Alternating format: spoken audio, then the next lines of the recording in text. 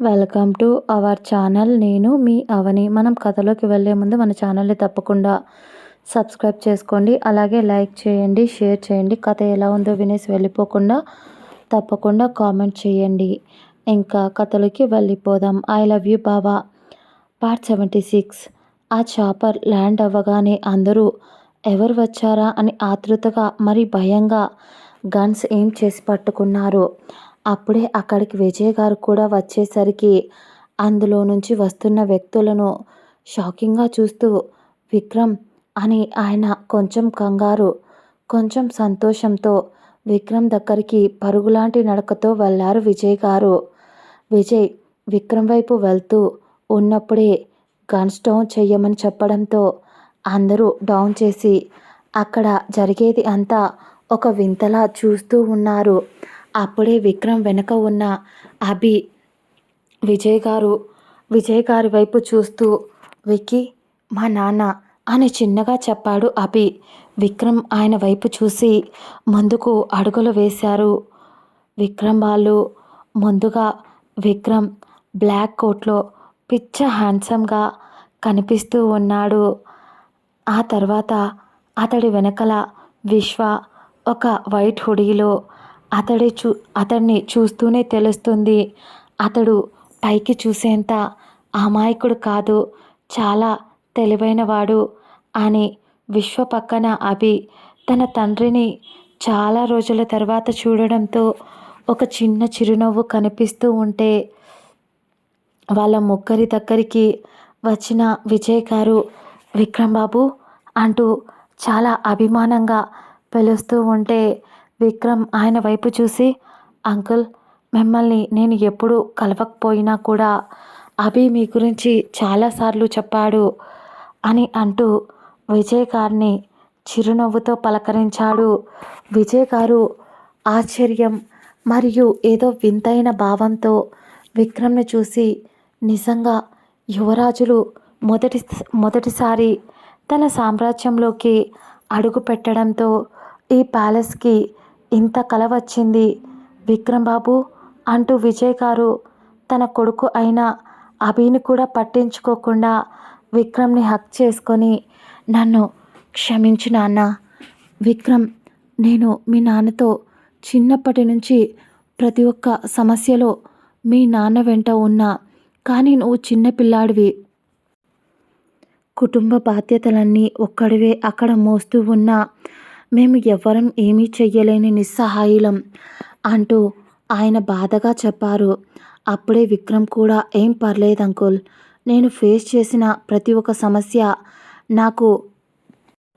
నాకు ఒక లెసన్ని నేర్పింది అంటూ విజయ్ గారి హగ్ వీడి, అయినా అంకుల్ నేను ఇప్పుడు గడిచిపోయిన వాటి కోసం రాలేదు, మా భవిష్యత్తును నేను డిసైడ్ చేయాలి అనుకుంటున్నా. ఇంతవరకు చాలామంది మా లైఫ్తో ఆడుకున్నారు, కానీ ఇక ఎవ్వరికీ ఆ ఛాన్స్ ఇవ్వదలుచుకోలేదు. నేను మహేంద్ర గారిని కలవాలి అని అప్పటిదాకా ఆయనతో మాట్లాడుతున్నప్పుడైనా కొంచెం కూల్గా ఉన్నవాడు కాస్త గంభీరంగా మొహం పెట్టి మహేంద్ర గారు అని ఒత్తి పలికి మరీ పేరుతో పిలిచాడు విక్రమ్. విక్రమ్ అని విజయ్ గారు, తను నీ తండ్రి, అలా పేరుతో పిలవడం తప్పు కదా, అయినా నీ తండ్రిని నీ మీద ఎంత ప్రేమ పెంచుకున్నాడు. చిన్నవాళ్ళైన విశ్వకి రియకు తెలియకపోవచ్చు, కానీ నీకు తెలుసు కదా విక్రమ్, నువ్వు నా మహి చెయ్యి పట్టుకొని నడిచావు కదా, అలాంటిది నువ్వు మీ నాన్నను పేరు పెట్టి పిలవడం ఏంటి అని ఆయన అడిగేసరికి విక్రమ్ ఏ ఎక్స్ప్రెషన్ లేని ఒక నవ్వు, ఆ నవ్వులో ఒక వింత భావం. ఆయన వైపు చూస్తూ, ఆయన మీకు చిన్నప్పటి నుంచి ప్రాణ స్నేహితుడు అంకుల్, కాబట్టి ఆయన చేసింది మీకు కరెక్ట్గా అనిపించవచ్చు, కానీ మేము ఏ ప్రాబ్లం వచ్చినా ఫ్యామిలీ అంతా చెక్కు చెదరనివ్వలేదు. కేవలం అంటే కేవలం ఆయన మా నుంచి ఎప్పుడైతే వెళ్ళిపోయాడో అప్పుడే మాకు ప్రాబ్లమ్స్ అన్నీ స్టార్ట్ అయ్యాయి.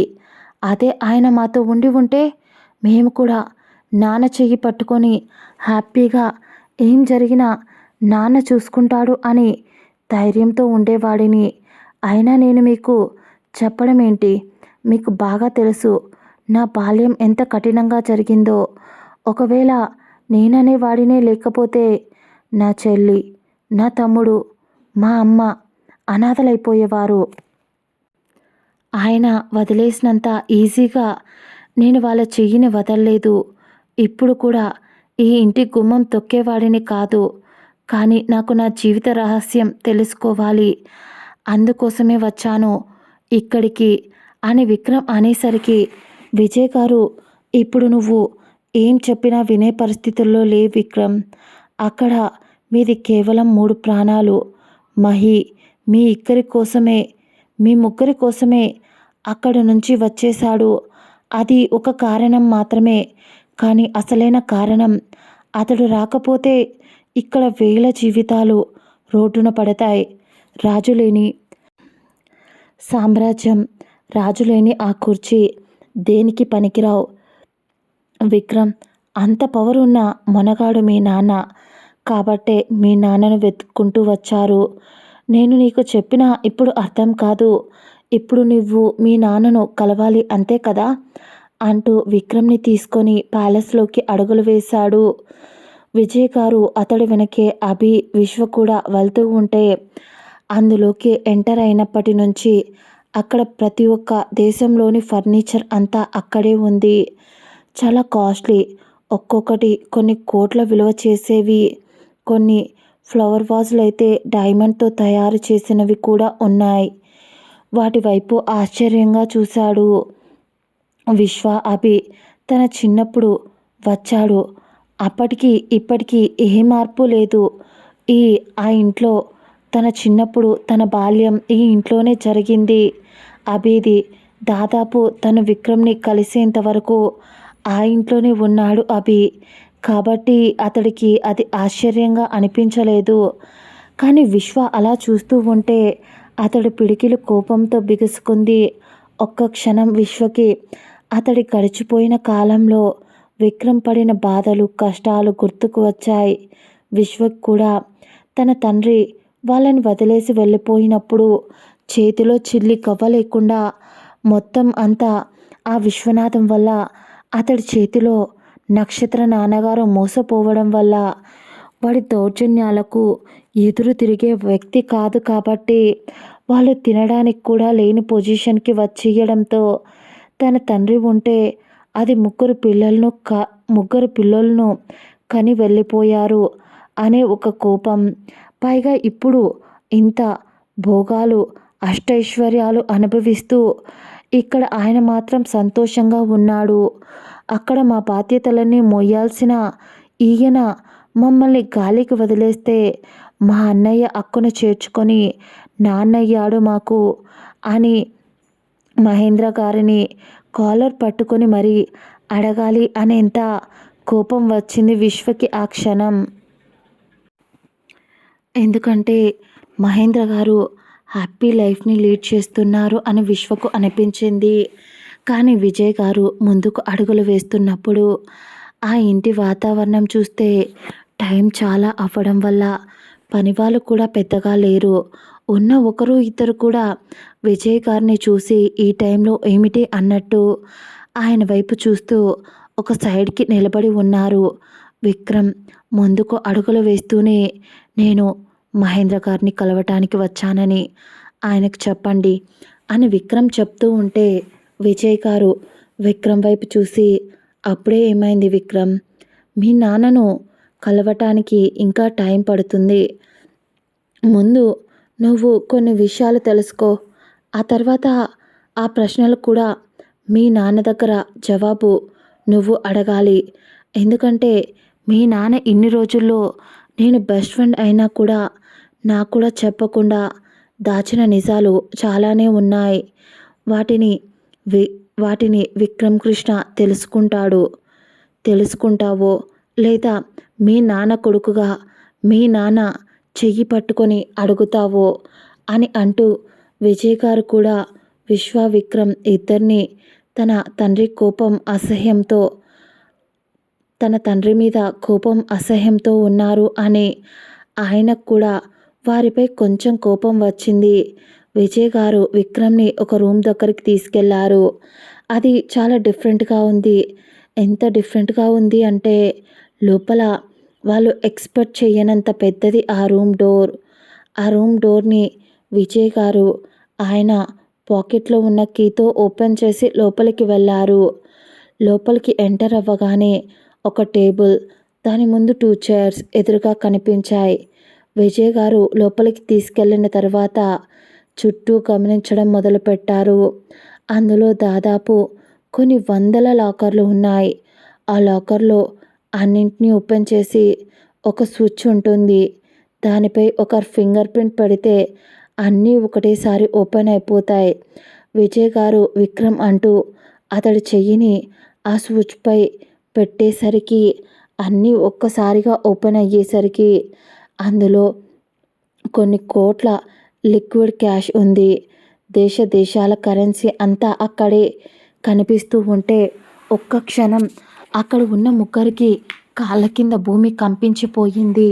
విజయ్ గారు విశ్వ చెయ్యి పట్టుకొని అక్కడే ఉన్న ఇంకో లాకర్‌పై అతడి ఫింగర్ ప్రింట్ పెట్టేసరికి అందులో బంగారం, డైమండ్స్ ఇంకా చాలా రకాల ఏవైతే అమూల్యమైన వజ్రాలు ఉంటాయో అవి అన్నీ అందులో కనిపించాయి. ఇంతవరకు అసలు అంత డబ్బుని చూసి ఉండరు. అంత కనిపిస్తూ ఉంటే అసలు వాళ్ళకు అక్కడ ఉంటే ఏం జరుగుతుందో, ఇంత డబ్బు ఇక్కడ ఉంటే ఎవరు ఏమీ అనరా?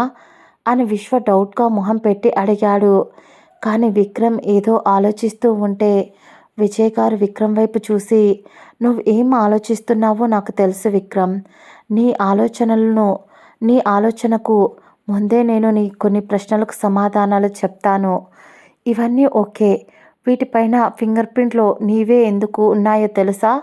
ఎందుకంటే మీ నాన్న తన శత్రువుల్ని ఎదుర్కోవాలి అంటే ముందు మీరు చక్రం తిప్పాలి. కాబట్టి మీ నాన్న మీకోసం ఇదంతా దాచిపెట్టాడు. నువ్వు మనసులో అయినా అనుకొని ఉంటావు, విశ్వ, మా నాన్న ఇక్కడ రాజభోగాలు అనుభవిస్తున్నాడు అని. కానీ మీ నాన్న ఇక్కడ ఒక సైనికుడిలా అన్ని దేశాలకు కాపలా కాస్తూ ఉన్నారు.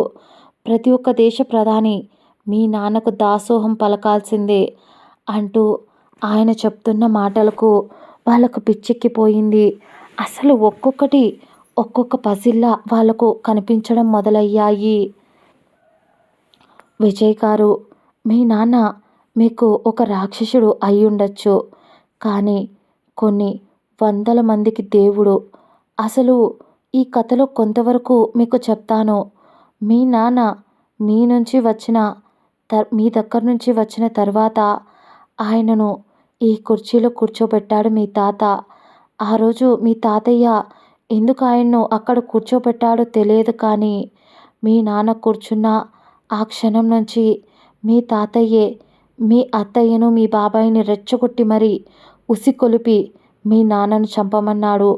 పాపం అప్పటికి వాళ్ళకు తెలియని విషయం ఏంటి అంటే మీ నాన్నను చంపిన చావడు అనే విషయం. వాళ్ళకు తెలియదు. వాళ్ళకే కాదు, మీ తాతయ్యకు కూడా ఆ నిజం తెలియదు.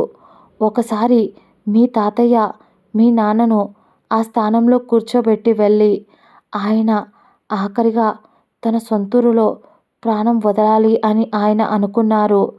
కానీ ఆయనకు కొన్ని మార్పులు రావడం జరిగాయి. ఆయన వయసు రోజురోజుకి పెరగకుండా తగ్గడం మొదలయ్యింది. ఆయన ఆయనే గాయం చేసుకొని ఆ గాయం ఆ గాయం ఆయన బాడీని ఏం చెయ్యలేదు అని ఆయనకు అర్థమైన వెంటనే ఆయనకు వదిలేసిన ఆ కుర్చీపై వ్యామోహం కలిగింది. దాంతోనే మీ బాబాయిని, మీ అత్తయ్యను రెచ్చగొట్టి మీ అన్నయ్యను చంపేయమని చెప్పాడు. కానీ మీ నాన్న చాలా తెలివైనవారు కదా విక్రమ్. దాంతోనే ఆయన తప్పించుకుంటూ వచ్చారు. అప్పుడే వీళ్ళకి తెలిసింది మీ నాన్నకు నువ్వు పుట్టావని.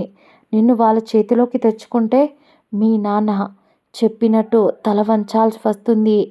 అందుకోసమనే అన్నీ ఆ రోజు నుంచి బయటికి తీయడం మొదలుపెట్టారు.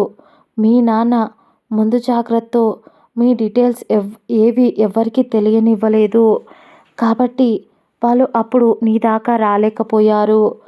అప్పటికీ కూడా ఆయన నీ చెయ్యి వదలలేదురా. నా కొడుకు అభినే నీకు జత చేశాడు. నువ్వు అక్కడ ఇంటర్ చదువుకోవడానికి సిటీకి వచ్చి అభిని నీకు ఒక ఫ్రెండ్లా జత చేశాడు. నువ్వు అక్కడ పార్ట్ టైం జాబ్ చేస్తున్నావు అని ఆయనే నిన్ను నీడలా నైట్ నువ్వు నిద్రపోతే నువ్వు ఉండే హాస్టల్కి వచ్చి నీతో నీ చెయ్యి ఆయనపై వేయించుకొని తనివి తీరా ఆయన ఆశ తీరా నిన్ను చూసుకొని వచ్చేవాడు విక్రమ్ మీ నాన్న అని విజయ్ గారు చెప్పేసరికి